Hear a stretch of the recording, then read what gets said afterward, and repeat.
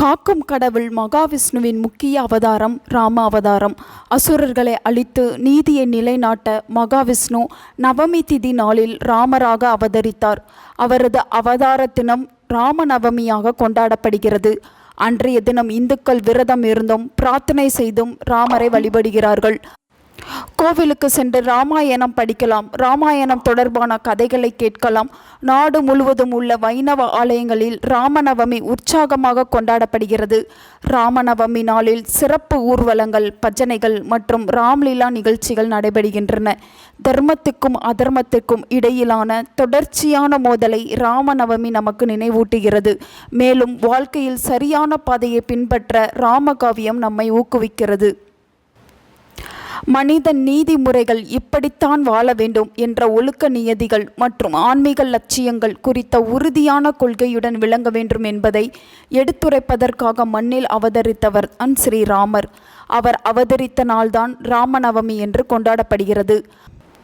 இந்த ஆண்டு ஸ்ரீராமநவமி ஏப்ரல் 6ஆம் தேதி ஞாயிற்றுக்கிழமை வருகிறது. அன்றைய தினம் அதிகாலை 1:08 முதல் ஏப்ரல் 7ஆம் தேதி அதிகாலை 12:25 மணி வரை நவமி திதி உள்ளது.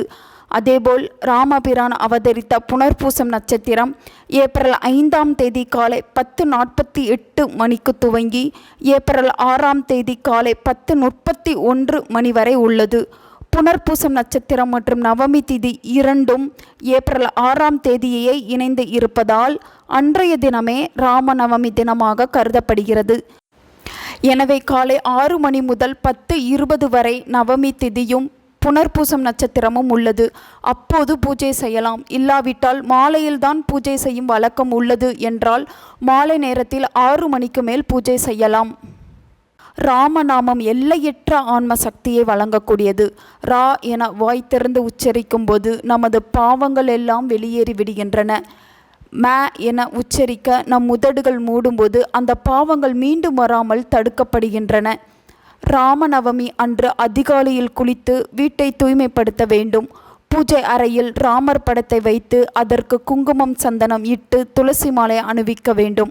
பின் பழம், வெற்றிலை, பூ வைத்து ஸ்ரீராம நாமத்தை சொல்லி அர்ச்சனை செய்ய வேண்டும். வழிபாட்டின் போது நெய்வேத்தியமாக சாதம், பஞ்சாமிர்தம், பானகம், பாயாசம், வடை போன்றவற்றை படைக்கலாம். ராமநவமி அன்றைய தினம் முழுவதும் உண்ணாமல் இருந்து விரதம் கடைபிடிக்க வேண்டும். உடல்நிலை சரியில்லாதவர்கள் பால், பழம் சாப்பிட்டு கொள்ளலாம். ராமரை பற்றிய நூல்களை படித்தும் அவரது துதியை பாராயணம் செய்வதுமாக இருப்பது நன்மை அளிக்கும்.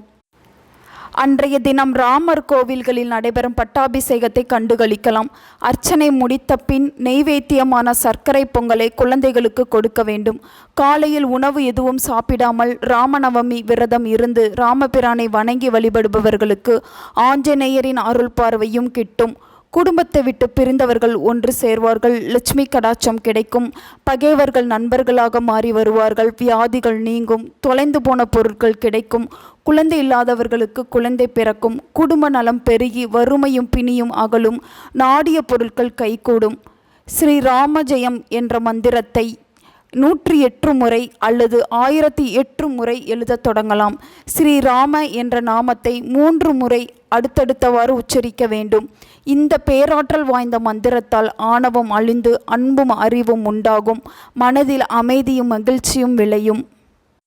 ராம நவமி நாளில் வெண்பொங்கல், பருப்பு வடை போன்றவற்றையும் நிவேதனம் செய்து பிரசாதமாக சாப்பிடலாம்.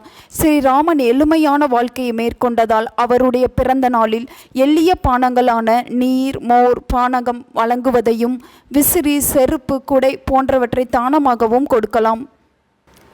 பெரிய அளவில் நெய்வேத்தியம் படைத்து முடியாவிட்டாலும் ராமர் பட்டாபிஷேக படத்தின் முன்பாக வாழைப்பழம், பால் போன்ற எளிய பொருட்களை அர்ப்பணித்தும் ஸ்ரீராமநாமம் சொல்லியும் ஸ்ரீராமனை வணங்கி அருள் பெறலாம். ஆலயத்திலும் சரி இல்லத்திலும் சரி பூஜையின் போது ராமபிரானை வணங்கிய பிறகு பூஜையில் கலந்து கொள்ளும் பெரியோர்களையும் ராம பக்தர்களையும் கூட வணங்கி அவர்களின் ஆசீர்வாதத்தை பெறலாம். ஸ்ரீராமநவமி நாளில் தானம் கொடுப்பதன் மூலம் பல தலைமுறைக்கும் புண்ணியம் கிடைக்கும் என்பது ஐதீகம். குழந்தை பேருக்காக காத்திருப்பவர்கள் காலை முதல் உங்களால் முடிந்தால் விரதம் இருக்கலாம். முடியவில்லை என்றால் எளிமையான உணவுகளை சாப்பிட்டு விரதத்தை மேற்கொள்ளலாம். கணவன் மனைவி இருவருமே விரதம் இருக்கலாம். மாதவிடாய் ஆகிவிட்டால் விரதம் இருக்கலாம், ஆனால் வழிபாடு பூஜை செய்யாமல் இருந்து கொள்ளலாம். ராமனின் படத்திற்கு துளசி மாலை அணிவித்து பூஜை செய்வது மிக மிக சிறந்த பலனை அளிக்கும். 3 முறை ராமநாமம் சொன்னாலே 1000 முறை நாராயணனை அர்ச்சனை செய்த பலன் கிடைக்கும். எனவே முடிந்த அளவு நாம் ராமநவமியில் ராமநாமத்தை சொல்லி ராமனின் அருளை பெறுவோம். உங்கள் நண்பர்களுக்கும் உங்கள் உறவினர்களுக்கும் இந்த வீடியோவை ஷேர் பண்ணுங்கள். அவங்களும் இதை பற்றி தெரிஞ்சுக்கிடட்டும். ஆன்மீகம் டிவி தமிழ் சேனலை சப்ஸ்கிரைப் பண்ணுங்கள்.